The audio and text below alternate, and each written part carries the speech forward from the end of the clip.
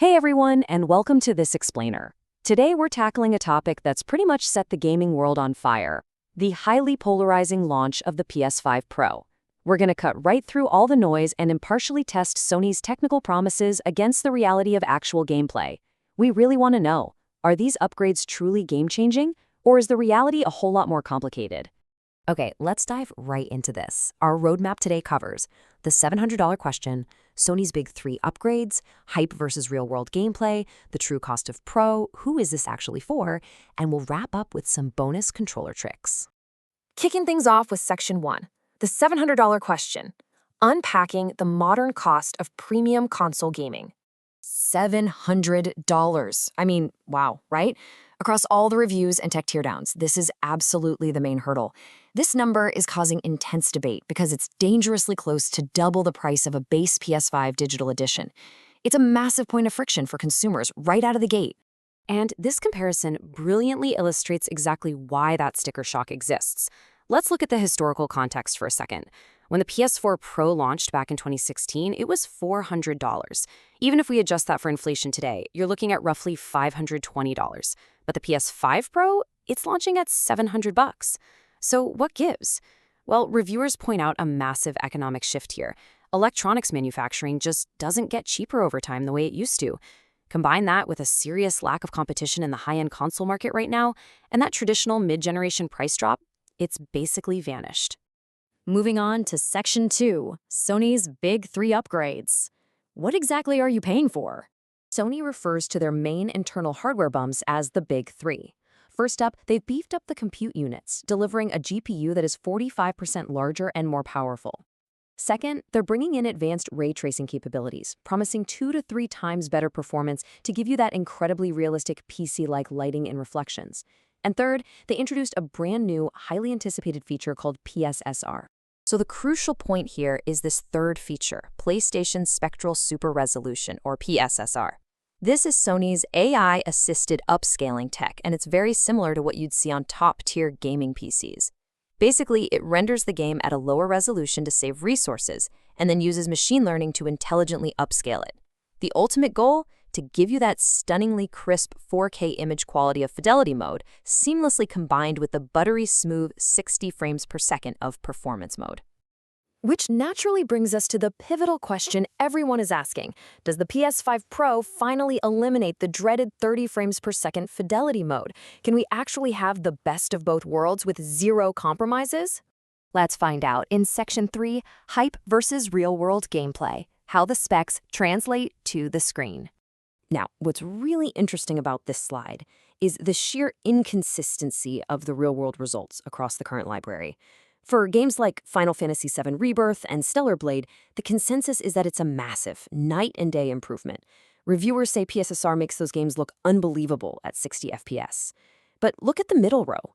In games like Gran Turismo 7, Horizon Forbidden West, or The Last of Us Part 2, a lot of reviewers noted the improvements were minor, like literally requiring you to zoom in super close just to notice a difference over the base PS5.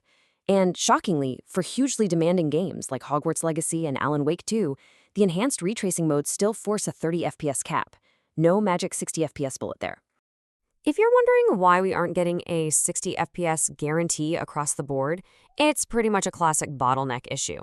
The PS5 Pro has that massive 45% GPU bump, sure, but the CPU power was upgraded by a mere 10%.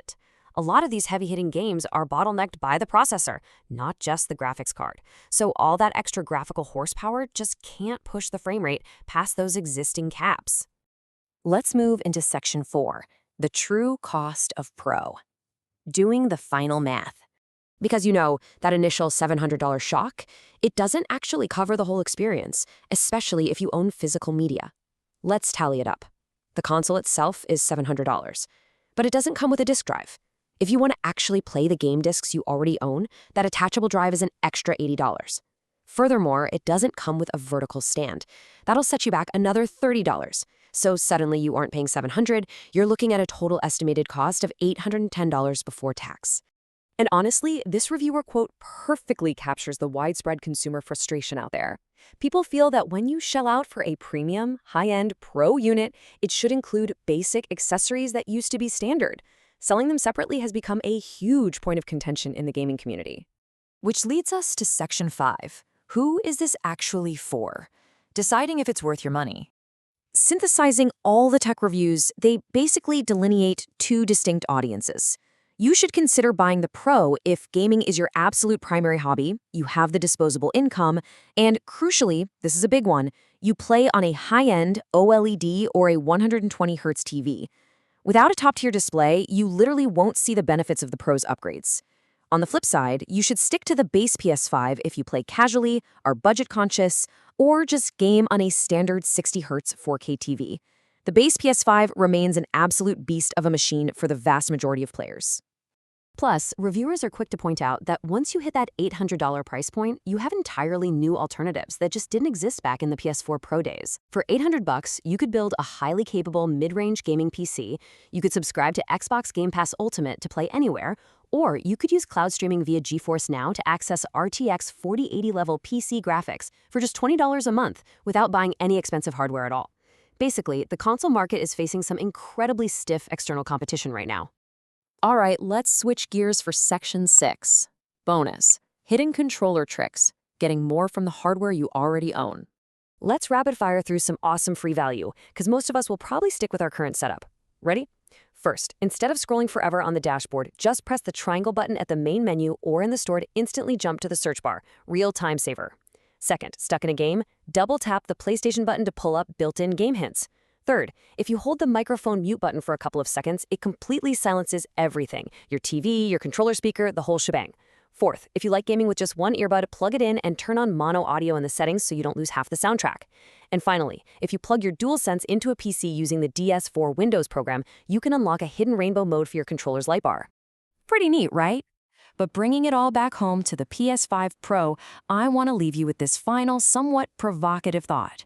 If the undeniable star of the PS5 Pro isn't the raw metal inside, but rather PSSR, the AI upscaling software, that as AI continues to rapidly improve image quality behind the scenes, are massive $700 brute force hardware upgrades becoming obsolete? It's a really fascinating question about where console generations are heading next. Thanks for joining me for this explainer, and remember to always keep questioning the tech.